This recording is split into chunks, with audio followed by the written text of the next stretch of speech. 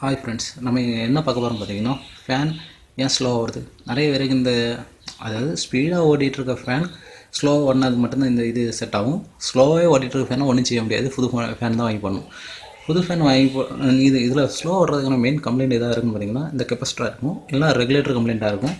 அப்படியும் இல்லைன்னா உங்கள் எல்லா ஃபேனுமே இதே ஸ்லோ கம்ப்ளைண்ட்டில் தான் இருக்குன்னா லோ வோல்டேஜ் கம்ப்ளைண்ட்டாக இருக்கும். லோ வோல்டேஜ் கம்ப்ளைண்ட்னா அங்கே லைனை கனெக்ட் பண்ணி தான் பண்ண முடியும். அங்கே சர்வீஸ் லைன் எப்படி இருக்குது, என்ன கண்டிஷனில் இருக்குது, அதில் ட்ரான்ஸ்ஃபார்மர் எவ்வளோ டிஸ்டன்ஸில் இருக்குது, பக்கத்தில் லோட் கூடன்னு எதுவும் இருக்கா, எல்லாம் செக் பண்ணி தான் உங்களுக்கு பண்ண முடியும். இப்போதைக்கு நம்ம சிம்பிளாக பார்ப்போம். இந்த கெப்பாசிட்டர் இருக்கலாம், இதுதான் மெயினாக முதல்ல செக் பண்ணணும். இந்த ஒரு ஃபேன் தான் உங்களுக்கு ஸ்லோவாக ஓடுதுன்னா இந்த மெத்தடை யூஸ் பண்ணிவிடுங்க. இந்த கெப்பாசிட்டர் இருக்குது பார்த்தீங்களா, கெப்பாசிட்டரில் தான் 2 லைன் போகுதுல்ல, இதுதான் இதுதான் மேட்ரே. முக்கால்வாசி இந்த கெப்பாசிட்டரில் உங்களுக்கு பிரச்சனை தீர்ந்து போகும். இப்போ இந்த கெப்பாசிட்டர் இருக்குல்ல, இதை மட்டும் நம்ம மாற்றினா போதும். 30 ரூபா தான் இருக்கும். ஃபேன் கெப்பாசிட்டின்னு சொல்லி எலக்ட்ரானிக் கடையில் கேட்டிங்கன்னா தருவாங்க. வாங்கிட்டு சந்தேகம்னு இருந்ததுன்னா, நான் இப்போவும் சொல்லிட்டேன், மொத்தத்தில் மெயின் ஆஃப் பண்ணிடுங்க. மெயின் ஆஃப் பண்ணிக்கிட்டு மெயின் ஆஃப் பண்ணிட்டு பார்த்தாலும் பிரச்சனை இல்லை. யாருக்கு நம்ம என்ன கணக்கு கொடுக்க போகிறோம்? நம்ம தானே வேலை பார்க்க போகிறோம். நம்ம வீட்டுக்கு நம்ம வேலை பார்க்க போகிறோம். லாபமும் நட்டமும் நம்மளுக்கு. மெயின் ஆஃப் பண்ணி விட்றே வேலை பார்க்கலாமே. கஷ்டமே இல்லை, ஈஸி தான். இந்த 2 இடத்துல இந்த ஸ்க்ரூ இருக்குது பார்த்தீங்களா, இந்த ஸ்க்ரூவையும் ரெண்டுத்தையும் லூஸ் பண்ணுங்கள். லூஸ் பண்ணிட்டு இந்த இது எங்கே அடிச்சிருக்காங்கன்னு மேலே செக் பண்ணிடுங்க. ஒன்றில் மேலே கொடுத்துருப்பாங்க, இல்லைனா கீழே கொடுத்துருப்பாங்க. ஒன்று சென்டரில் கண்டிப்பாக கொடுத்துருப்பாங்க. இந்த ஒயரை மட்டும் மாற்றிடாதீங்க. மேலே ஒரு வரீங்கன்னா மேலே மட்டும் மாற்றுங்க, கீழே ஒரு வரீங்கன்னா கீழே மட்டும் மாற்றுங்க. புரிஞ்சுதா? இப்போ மேலே கலத்தி இப்போ இந்த ஸ்க்ரூ லூஸ் பண்ணிட்டு மேலே இருக்கிறது இப்போ இது பண்ணிங்கன்னா வெளியே வந்துடும். அதே மாதிரி கீழே இருக்கிறத லூஸ் பண்ணி கீழே இருக்கிறத வெளியே எடுத்தாலும் வெளியே வந்துடும். வெளியே வந்து அப்படியே திரும்ப எப்படி இருந்தால் அதே மாதிரி திருப்பி கொடுத்துருங்க. இந்த 2 நட்டை மட்டும் லூஸ் பண்ணால் போதும். லூஸ் பண்ணிட்டு அப்படியே வெளியே எடுத்துகிட்டா போதும். இது அப்படியே கையோடு வந்து கலந்து வந்துடும். நான் இது சும்மா தான் இருக்கும். நான் இது 2வது மாட்டுற நேரம் இந்த காடியோடு மாட்டி வச்சுருங்க. அவ்வளோதான்.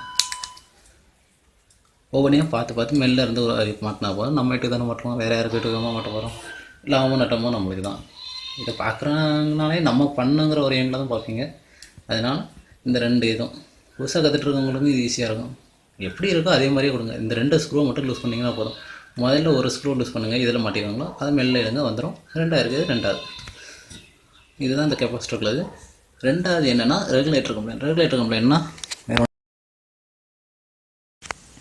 இதான் ரெகுலேட்டர் பார்த்துடுங்க. இதை செக் பண்ணுறது எப்படின்னு பார்த்தீங்கன்னா, ஒன்றில் இதை உருகி எடுத்து இறந்துருக்கும், அப்பவுமே உங்களுக்கு தெரிஞ்சுப்போம் இது அவுட்டு சோழி தெரிஞ்சுது. சப்போஸ் அப்படி இல்லைன்னா இன்னொன்று பார்த்தீங்களா, இது ஃபேனுக்கு போகும், ஒன்று சுவிட்சுக்கு போகும். ஏன்னா சுவிட்சிலேருந்து ஒன்று ஃபேனுக்கு வந்து இங்கேருந்து கண்ட்ரோல் ஆகி 2வது இப்படி திரும்ப போகிறதுனால இப்படி இருக்குது.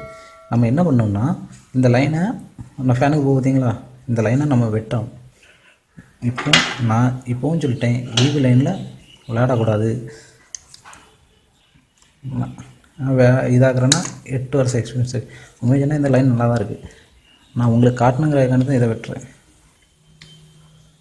ஒரு நிமிஷம், நான் ஒத்த கையில் ஹேண்ட் பண்ணிட்டு ஒத்த கையில் என்னால் அந்த ஸ்க்ரூ முறுக்கை மட்டும் உங்களுக்கு காட்ட முடியல. வெட்டின ஒயரை நான் என்ன இதில் கொடுத்துருக்கேன், அவ்வளோதான். இங்கே இந்த ஒயர் வெட்டினோம்ல, இந்த வெட்டின ஒயரை நான் இதில் தூக்கி கொடுத்துருக்கேன். இந்த இதில் தூக்கி கொடுத்துருக்கேன், அவ்வளோதான். சிம்பிள் இதுதான். இதாக ஒரு சுவிட்சு. நான் இதில் இருந்து எனக்கு இந்த லீடு ஏற்கனவே பாதியாக வெட்டினதுனால இதில் கொடுக்க முடியல, அதனால் இதில் கொடுத்துருக்கேன். கொடுத்துட்டு நீங்கள் என்ன பண்ணுங்கன்னா, மெயின் ஆஃப் பண்ணி விட்றீங்கன்னா மெயின் ஆன் பண்ணிவிட்டு லைட்டாக சுவிட்சை போட்டு பாருங்கள். சுவிட்சை போட்டிங்கன்னா இந்த மாதிரி ஃபேன் ஓடும். ஸ்பீடாக ஓடிட்டுனா உங்களுக்கு இது அவுட்டுன்னு அர்த்தம். நல்ல ஸ்பீடாக ஓடுது, நல்ல ஸ்பீடு இருக்குதுன்னு நினச்சிங்கன்னா நான் சுவிட்ச் ஆஃப் பண்ணிடுறேன். நல்ல ஸ்பீடாக ஓடிட்டுனா இந்த இதை மாற்றிடுங்க, வேறு வழியே இல்லை, இதை மாற்றிடுங்க. சப்போஸ் அப்போ இதே ஸ்லோவில் தான் ஓடிச்சுன்னா இதே ஸ்லோவில் ஓட வாய்ப்பு இல்லை. ஒன்றில் கெப்பாசிட்டி கம்ப்ளைண்ட்டாக இருக்கும், இல்லை இந்த கம்ப்ளைண்ட்டாக இருக்கும், இல்லைனா லோ வோல்டேஜ் கம்ப்ளைண்ட்டாக இருக்கும். அப்படியும் இல்லைனா காயில் வீக் ஆகிட்டுருக்குன்னு அர்த்தம். கொஞ்சம் நல்லா காயில் அடிச்சுட்டு அதனால் காயில் மாற்றினா ஆட்டோமேட்டிக்காக மறுபடியும் ஸ்பீடு வந்துடும். அதனால் இந்த 3 கம்ப்ளைண்ட் தான் இருக்குது, வேறு ஒன்றுமே இருக்குது. இவ்வளோ இதில் உள்ள ட்ரிக்கே. ஹாய் ஃப்ரெண்ட்ஸ், இந்த வீடியோ உங்களுக்கு பிடிச்சிருந்தா லைக் பண்ணுங்கள், கமெண்ட் பண்ணுங்கள், ஷேர் பண்ணுங்கள், மறக்காமல் சப்ஸ்கிரைப் பண்ணுங்கள். பக்கத்தில் அந்த பெல் பட்டனையும் கிளிக் பண்ணிடுங்க.